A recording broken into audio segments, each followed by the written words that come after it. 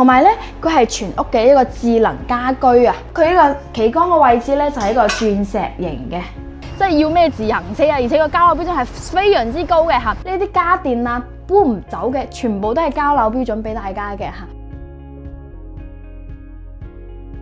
Hello， 大家好，我係好彩妹，歡迎收睇卓上直安家頻道啊！咁今期節目嚟翻我哋珠海，咁我哋依家位於我哋珠海香洲區嘅拱北口岸呢度啦嚇。咁我面前呢一條咧就係我哋呢一個迎賓大道啦。迎賓大道揸車5分鐘過去就可以去到我哋拱北口岸啦。咁今日同大家介紹嘅呢個樓盤就係我哋嘅觀神246。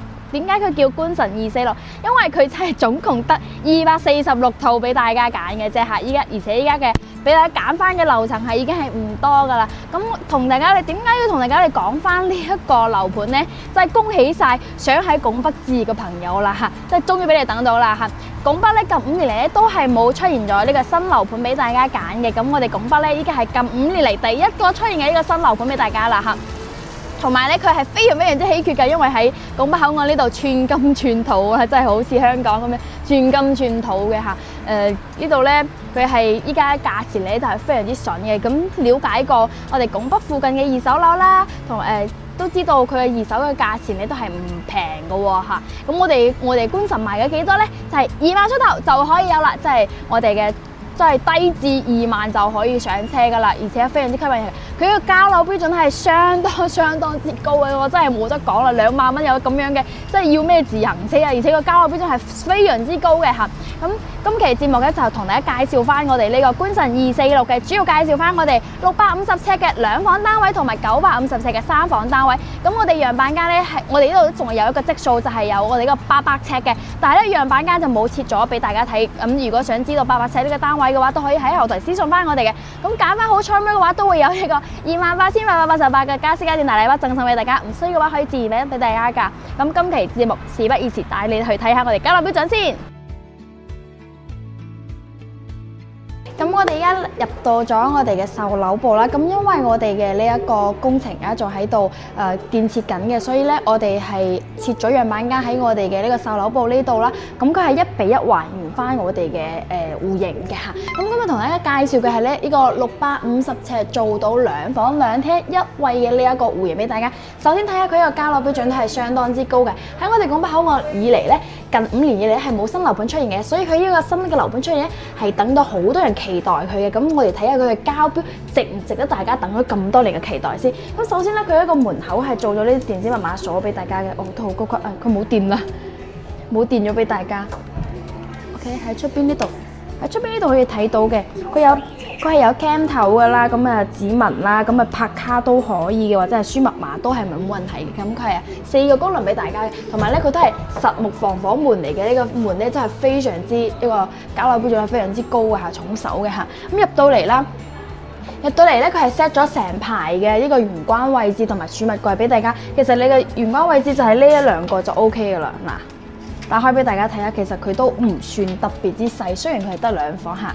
咁呢邊咧係有放翻啲你啲毛巾圍巾啊，同埋你啲鞋喺呢度啊，咁分區包啊，上邊放埋垃圾咧都係放到嘅，同埋咧佢又有鏡仔俾大家照嘅喎。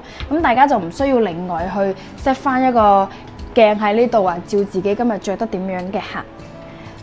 而且佢呢個隱藏式嘅呢種呢個儲物櫃咧係非常之節省空間嘅喎。咁我哋呢度就預留咗一個大嘅雙開門嘅冰箱位置俾大家。雖然佢係得2房，但係佢都預留咗一個大嘅雙開門冰箱俾大家。咁但係大家睇翻我哋嘅一個廚房嘅交樓標準先。咁個廚房係一個 L 字形嘅。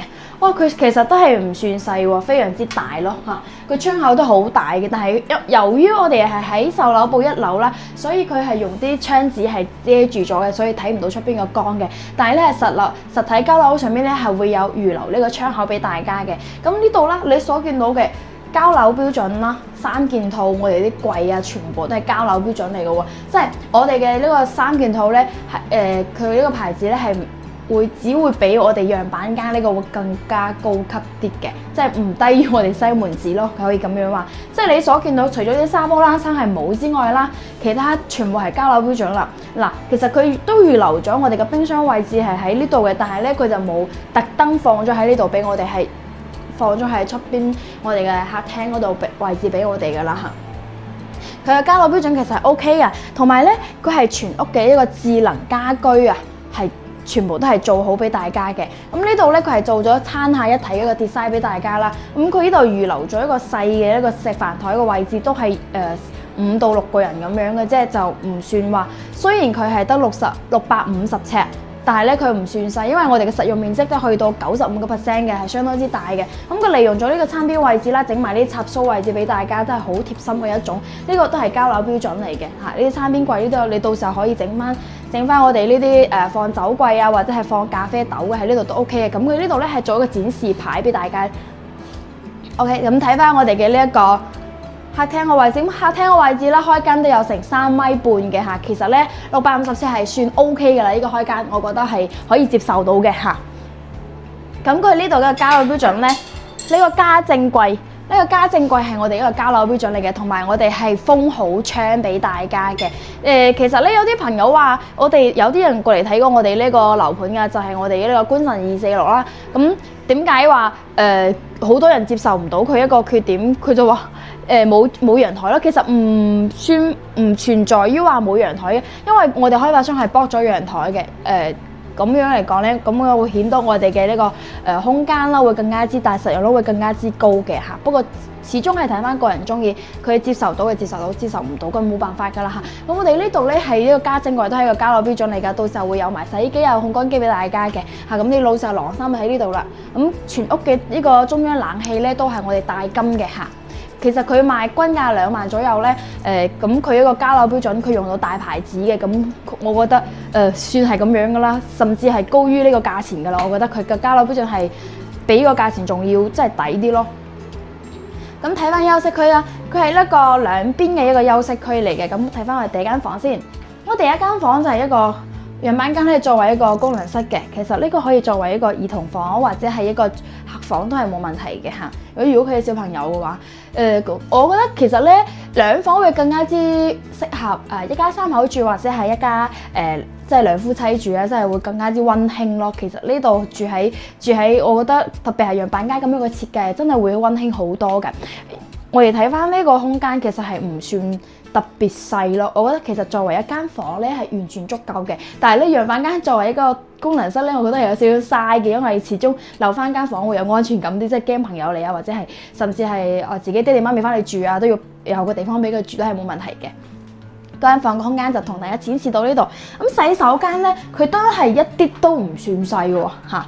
佢呢度係做咗呢個鏡櫃俾大家啦，入邊有好多收納空間嘅，你可以俾大家展示俾大家睇下。哇，其實都可以放到好多嘢喎，真係放到好多嘢。同埋咧，佢呢度啲整埋呢啲插蘇啊，整咗喺呢度，咁就唔驚啲水濺啊，周圍都係啦嚇。我就第一次見佢係整咗喺呢度嘅，好少樣板間會做得咁樣咯。咁呢度插開燈啊，就開喺呢度嘅。咁佢呢個都係交樓標準嚟嘅。其實佢個交樓標準非常之高，真係非常之高。其實賣2萬蚊真係好抵㗎啦，我覺得嚇。咁佢呢個企缸嘅位置咧就係一個鑽石型嘅。咁因為我哋係臨街嘅，所以咧我哋呢一個洗手間咧，見到好多洗手間即係樓盤啊，佢嘅洗手間都會有呢個標準係因為我哋臨街，我哋呢一個位置咧其實攞嚟做呢個空調架機嘅，所以佢係拆唔到嘅，駁唔到嘅。而且咧呢個位置咧係開發商完全贈送俾我哋嘅。咁我哋呢度咧係哇，佢呢個壁龕位置，燒尾俾大家睇下，個壁龕位置超大咯。有3、4層咁樣可以放好多嘢喎，咁你放咩垃雜都 OK， 都多夠晒㗎啦。同埋我哋呢度呢個企缸位置咧，其實呢個鑽石人咧係OK 嘅，我覺得係個人覺得 OK 嘅。咁佢呢度都係交樓標準咧都比較高㗎啦，比較智能咯。我覺得比我哋嘅呢個其他樓盤嘅智能好多。同埋佢呢個你諗唔到嘅係，佢連呢個洗手間嘅呢個馬桶智能馬桶都係交樓標準嚟，你睇下佢。幾多功能，勁多啦！智能馬桶 total 嘅嚇，咁佢利用咗呢個窗邊位置啦，幫大家整翻我哋呢個鏡呢個儲物櫃喺呢度嘅，即係佢將我哋個空間利用得非常之好，即係將佢每一個可以用到嘅地方都展示到俾大家睇下。咁睇翻主人房，呢間就係主人房啦嚇，佢係2房1衛嘅。呢間就係我哋嘅主人房，擺咗米半嘅床啦，咁都做到3邊落床啦。咁我哋嘅交樓標準，主人房嘅交樓標準咧，除咗呢個藝術漆乳膠漆之外咧，佢仲有呢一個衣櫃。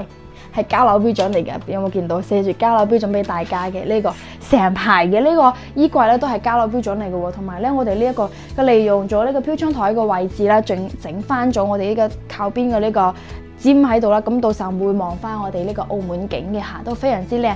咁講緊呢個650尺啦，65平650尺嘅呢個單位咧，佢一個首期就要去到30萬左右啦。咁我哋呢度係冇我哋呢個低首期嘅。咁大家都知道，住慣咗附近都知道，或者係想喺拱北買樓嘅朋友都知道啦。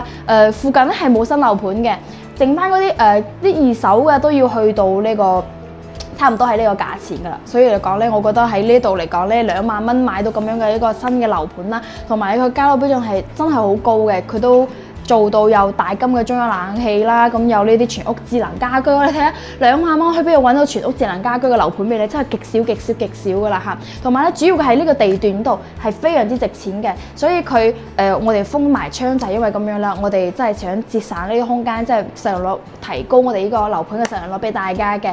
咁佢講緊佢嘅首期咧要去到30個嘅，即係30萬嚇。咁佢有到時候我哋咧會有呢個明年先交樓俾大家噶啦。咁如果覺得65平650尺呢個單位係有些少細咧，咁我哋樓盤係有賣緊一個80平，有埋3房1衛嘅一個洗手間嘅啫。咁我哋仲有一個95平，即係950尺嘅，做到咗呢個3房2廳2衛俾大家嘅嚇。咁我哋依家帶大家去睇下我哋呢一個950尺嘅先，因為我哋呢個陽物間咧係做咗2個啫，一個就係650尺，一個就係950尺嘅。咁如果你想了解一個800尺嘅咧，都可以喺後台私信翻我哋嘅。咁我哋而家帶大家睇翻我哋嘅950尺先。咁咧同大家介紹翻我哋650尺嘅單位，依家接住嚟同大家介紹翻我哋950尺嘅單位啦。